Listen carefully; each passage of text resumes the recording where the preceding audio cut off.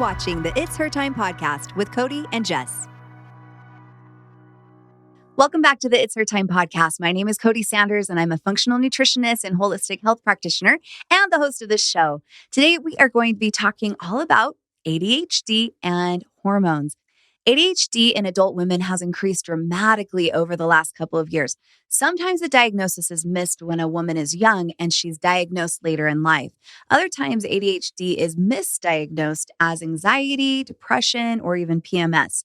Or symptoms are just simply overlooked because ADHD presents itself differently in women compared with men. In addition, symptoms of ADHD in women might exacerbate during times of hormonal fluctuation, either throughout the monthly cycle or during a particular life phase, such as like puberty or pregnancy or menopause. If you have ADHD or have a woman in your life who does, you may be interested and ask some of these questions. Why is my ADHD worse on some days? Why is ADHD worse on my period? And can ADHD medication affect my period or a period? And how does estrogen affect ADHD? We're going to answer all of these questions and so much more in this episode today. Once we understand our hormones and the changes they undergo, we can begin to see the connection with our symptoms. This is an empowering place from which to make lifestyle change. But before we talk all about this, let's join Jess for a Mixers Girls Say. Okay, on today's Mixers Girls Say, we're going to continue with worst date stories because we are still giggling from recording earlier about worst date stories. Yeah. We're going to keep it going. Okay. One time a guy said that my skin was too pale and I was the most boring person. I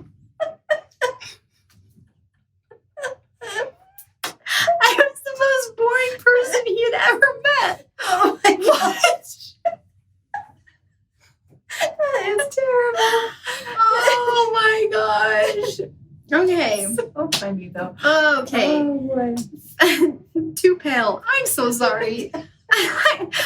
I'd be like, you're boring. Okay. Fast food. I actually feel like these worst dating stories, we need to ask our team more of these because they need to come and tell their stories. They do. The amount of stories they have. Oh, it's okay. kind of sad actually how many funny stories they have. Yeah. Fast food. In the drive-thru, he flipped a coin to decide on who was going to have to pay. I know. I got a great idea. Make this a game. Part of the date fun. Creative dating. Oh, man. Okay. I fell asleep during a comedy show and told the guy my eyes hurt. During intermission, ran to the bathroom to splash my face with water so I would wake up. It was so boring. That is hard, like going to a show or like a play or like a movie where like if you're with like a boyfriend or your husband or your partner or whatever and you're like, I'm so tired, like just going to sleep through the movie. Right. Like first date, you're like, oh, that's so hard. You're probably forcing laughs and stuff. I don't usually, it just depends on who the comedian is. Yeah. But usually I think those are pretty painful anyways. Okay, there's two of them. There's two that I'm going to end with. Okay. The second one, I want people to comment. Okay, that'll make sense in a second. Went on a first date and we got in a T-bone accident. The accident was my date's fault. Mm-hmm. That's too bad. That's a really bad first date though. Unfortunate, but I hope you didn't take it out on the guy. Well, maybe he was trying to show off and like, who knows? Okay. Who knows? So that's too bad. Hopefully she was safe. She wrote us a message. I'm assuming she lived. Anytime we went somewhere, he would invite his friends and hang out with them the whole time, not me. Okay, this is where I want comments. This is so common. We hear these this days. all the time. We hear this all the time. And I'm so confused by it because if you're trying to date someone and trying to get to know someone, why are you then taking this girl around all your friends and hanging out? And the thing that we've heard is that the focus isn't, hey, I'm bringing you to hang out with you and focus on you, even though my friends are there. It's like, hey, you can like kind of come hang out with my friends. And then they're like sitting there awkward. Yeah. Comment. Either you're a mom of kids that are dating, or you are listening and you are currently dating, is this the new norm? What do you think about I it? hope it's not. I think it's how do we social change it? awkwardness. I think it's social awkwardness. These guys just don't know. I just don't know how you expect to get to know someone if you're just, and I enjoy hanging out with groups of people. Like we're super social, but when you're getting to know each other, don't let that, like once you've established and now you become friends with the guy's friends, like fine. But like when you're just, that's so awkward. Yeah. Okay, we'll get into the episode. Mixers is a company made for women by women. Each of our products have been carefully and lovingly crafted to support you in all stages of your life, providing you with the optimal health you deserve. Each ingredient we handpick is 100% all natural, backed by science, and chosen specifically to better your life physically, mentally, and hormonally. Each product empowers your body to take charge of its monthly hormonal shift and flows, empowering you to live life to the fullest. Let Mixers take care of your needs from sunup to sundown, and you take care of the rest. Check us out at mixers.com, MIXHERS. All right, how does ADHD affect women differently? Now, attention deficit hyperactivity disorder, commonly known as ADHD, is a neurobehavior disorder that affects cognitive functions and is characterized by inattention and or also hyperactivity. Growing research shows ADHD affects women differently. The average age of adult diagnosis in women is around 36 to 38, whereas men are 3 times more likely to be diagnosed and typically are diagnosed when they are children. Boys and men are more likely to appear disruptive and impulsive and hyperactive, what we classically think of as symptoms of ADHD. This is more external presentation of the disorder. Well, it turns out that women with ADHD are more likely to have an internal presentation of ADHD, where inattentiveness is the predominant symptom. Girls also tend to learn better coping strategies and ways to mask their symptoms. For these reasons, doctors tend to be less suspicious of ADHD and in women, resulting in a lot of misdiagnoses and also misdiagnosis. If it's left untreated, ADHD may lead to poor academic performance and then behavioral issues and other problems later in life, such as substance abuse and antisocial behavior and psychological comorbidities, including things like anxiety and depression. For women, these may be exacerbated by hormonal changes. So let's talk about how can sex hormones affect ADHD symptoms. Do hormones affect them if you have ADHD? The short answer is yes. Sex hormones shape the brain and they influence neurotransmitters and impact learning, memory, emotion, cognition, and motivation. Estrogen, which is our main female reproductive hormone, exerts a great influence on our brain. There are high levels of estrogen receptors in the areas of our brain related to cognition and also related to emotion. Estrogen also raises neurotransmitter levels, including things like dopamine that supports focus, motivation, and attention, as well as serotonin that supports our mood. One possible root cause of ADHD is low levels of these neurotransmitters. This means that changes in our estrogen influence ADHD symptoms. So women with ADHD are particularly sensitive to lower levels of estrogen, and they may experience symptoms similar to this, things like sleep difficulty and decreased concentration, fatigue, anxiety, irritability, and depression. Also, changes in sex hormones influence the effectiveness of ADHD medication. So things like Ritalin and Adderall. These medications, what they do is they work by blocking dopamine reuptake. So they cause dopamine levels to rise. Estrogen also helps in its effectiveness, but low estrogen levels may make these medications less effective. So higher levels of progesterone may also decrease medication effectiveness.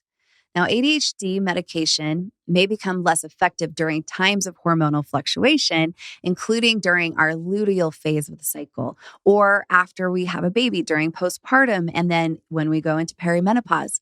So let's talk about some of these changing hormones throughout our lives as women and how they may affect ADHD. So let's go through puberty first. So puberty is a difficult time for anyone, but it can have a severely negative impact on girls. Massive hormonal fluctuations really can affect every aspect of life. So through puberty, both estrogen and progesterone levels rise. It may become more challenging to manage ADHD symptoms, and the effectiveness of the medication may diminish. Remember that girls may respond differently by internalizing problems and won't necessarily act out as boys are more likely to do. An exacerbation of ADHD during puberty can look like things like this, like forgetfulness, irritability, aggression, recklessness, risk-taking, anxiety, depression, mood swings, academic problems, and also just, the typical what we think of, that decreased focus. So understanding the change in ADHD symptoms for us, or maybe for your daughter, what they might be experiencing can really help to prepare everyone for this hormonal transition. So now let's get into ADHD periods and then how it affects PMS. Okay, so after puberty, women experience more subtle hormonal changes throughout the menstrual cycle. During the follicular phase, or the first half of our cycle, estrogen levels rise and neurotransmitters are more balanced. Now, women with ADHD tend to feel better during this time of the month. Then when you hit the luteal phase, or the second half of the cycle after ovulation, progesterone levels rise, which can make ADHD symptoms worse. Women may feel more hyper or restless and have a harder time focusing and accomplishing tasks before their period. This may be exacerbated for women who have both ADHD and irregular periods, since hormone fluctuations may be more severe or less predictable. Now, ADHD and PMS often go hand in hand leading up to the actual period. Symptoms may last for a few days or even a week or even sometimes more. It's helpful to add extra ADHD support during this time of the month, as well as to work to address the root causes of hormonal imbalances to improve PMS and ADHD period management. Now, although the pill can have negative side effects, some women with ADHD report experiencing benefit with regards to medication effectiveness, which may be because the pill eliminates hormone fluctuations because it shuts down our hormones altogether. It is worth noting that a small association between pill use in mother and a subsequent diagnosis of ADHD in her children has also been observed.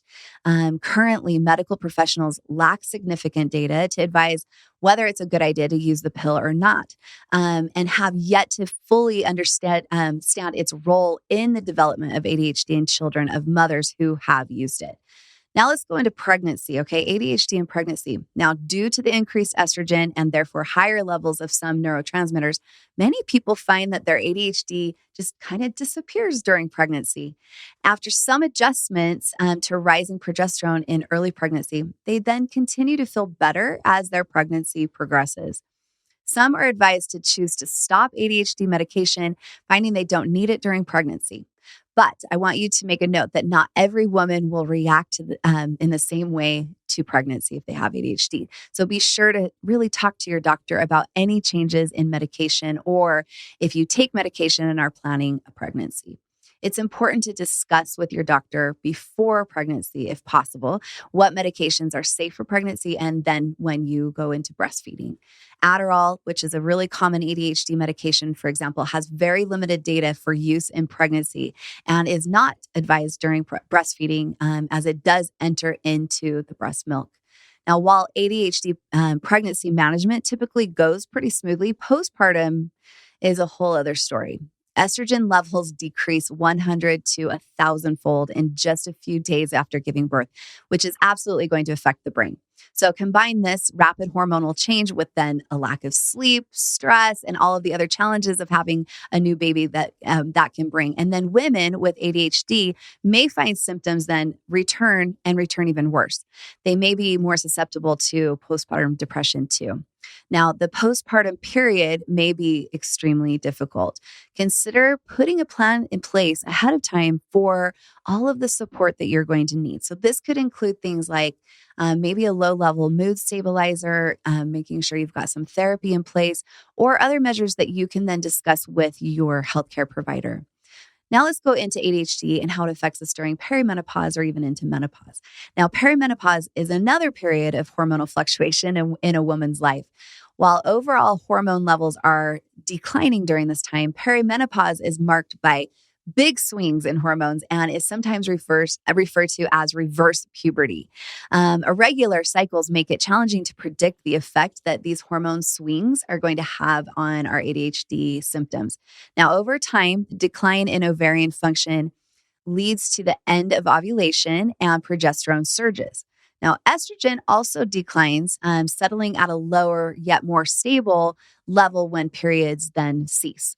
Menopause is defined as the beginning of 1 year after the last period. So given what we know about how estrogen supports the brain, it's not surprising that many women experience changes in brain function through perimenopause and postmenopausal years. So let's talk about low estrogen in menopause and how it can really contribute to a lot of things like memory loss and brain fog and mood swings and decreased attention, changes in reasoning, and even in cognitive performance. Sounds like symptoms that overlap with ADHD symptoms, right? And all of these are symptoms that are the result of low estrogen affecting neurotransmitters and brain function. So hormone replacement therapy may be something to consider discussing with your doctor. All right, let's talk about what we can do to help, okay? Now, hormonal changes through the menstrual cycle and the phases of life may be particularly hard for women with ADHD. But understanding how these hormonal fluctuations affect symptoms can help us put strategies in place to improve ADHD management. So let's talk about some of the ways that we can do this. Okay, first of all, we can adjust medication. So if you notice changes in ADHD symptoms that correlate with hormonal fluctuations, adjusting medication can be very supportive. Some women have found success with increased doses of, or maybe even a change in different types of ADHD medication during high symptom days of their cycle or when entering a new phase of life, such as like puberty, postpartum, or menopause. There may be other times, such as during pregnancy, when decreasing or discontinuing medication really is what makes sense. Also, discuss medication changes with your doctor, okay? But also omega-3 fatty acids like fish oil, which is a great source of omega-3 fatty acids, can really help with ADHD symptoms. The omega-3 fats in fish oil, DHA and EPA, support cell membranes and those neurotransmitters while decreasing inflammation.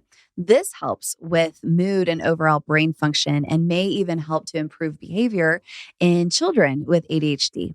Now, omega-3 fatty acids are found in cold water fish like salmon and sardines. It's also found in nuts and seeds like walnuts and hemp seeds. It's also amazing to go to the source too and look for algae sources if you're a vegan and you're wanting to have a good source there, because that's what the fish actually eat to become so high in omega-3s. Now, let's talk about vitamin D, because vitamin D is another supplement that really has been shown to improve ADHD symptoms, particularly that inattention side of it. Vitamin D is made when we are exposed to the sun. And if you find you spend a lot of time indoors or you live somewhere without a lot of sun exposure throughout the year, it may be best to supplement. Now, those with ADHD and vitamin D deficiency may see the most benefit from supplementation. So what I recommend is a combination of vitamin D3 with K2, because the addition of the K2 can be protective against some of the issues that can arise with supplementation.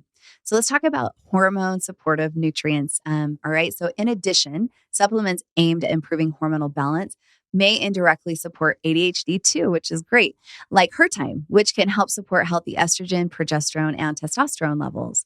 And it's been very helpful for a lot of people that have ADHD. I've also been told by a lot of people that using HerPower, which is full of nootropics that are like brain food for the brain, has really been very helpful. So the combination of Hertime as well as HerPower have been really helpful. I also am going to recommend that you really focus on getting more sleep. Sleep is one of the most important factors when it comes to just general cognitive function and well-being. When you feel the symptoms of your ADHD that they're getting worse, this is the time to get more sleep. In addition, prioritizing sleep may also help minimize the fluctuations and symptoms that go along with hormonal changes. Now, in adults, ADHD correlates with delayed sleep phase disorder, which is a circadian rhythm disorder where one falls asleep later by at least 2 hours and then wakes up later compared to a normal pattern. Now, staying up late, the use of screens at night, and sleep deprivation may negatively impact ADHD symptoms. If you have a hard time winding down at night and getting consistent sleep, I'm going to share some of the ideas that can maybe help. So first of all, I think it's really important that you set a regular bedtime and then try to stick to it. Also, limit screen time before bed or use like blue light blocking glasses. Make sure that your room is comfortable and it's cool and it's as dark as you can make it. Also, I think it's very helpful when you take a bath or if you journal or you meditate in the evening. All right. Now, melatonin, which is our sleep hormone, helps to set the circadian rhythm and can be supported through good sleep hygiene and also supplementation. We provide that in Her Nightly. Also, L-theanine, which is in Her Power and also in Her Boost, is another supplement option that may improve sleep quality in those with ADHD. Now, I don't recommend taking Her Boost right before bed, but just know that the ingredient L-theanine, which is in there, it helps to help calm the nervous system and can put you into a relaxed state. So Her Power is great, as well as Her Nightly if you are somebody that has ADHD that's struggling with sleep. All right, now let's talk about how important it is to get regular exercise. Now, being active is good for your brain and it also promotes sleep. Exercise is especially effective lifestyle tool for ADHD, and it refreshes the mind and it burns off excess energy and it supports hormone balance. There's studies out there that show both short and long-term benefits to exercise for brain health and symptoms in children and adults with ADHD. Now, exercise leads to structural changes in the central nervous system.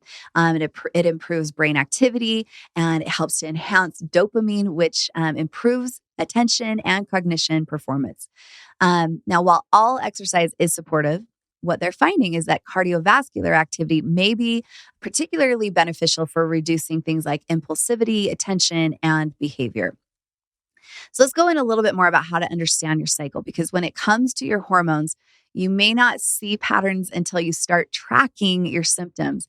Understanding your cycle and how your body reacts to various factors means that you can better anticipate how to care for yourself. So you can keep a journal or you can track your cycle along with ADHD symptoms. You can also make notes about your sleep, exercise, diet, and all of the other lifestyle factors that you're implementing. To make it easy, I recommend that you use an app like our app, the Mixer Cycle Insights app.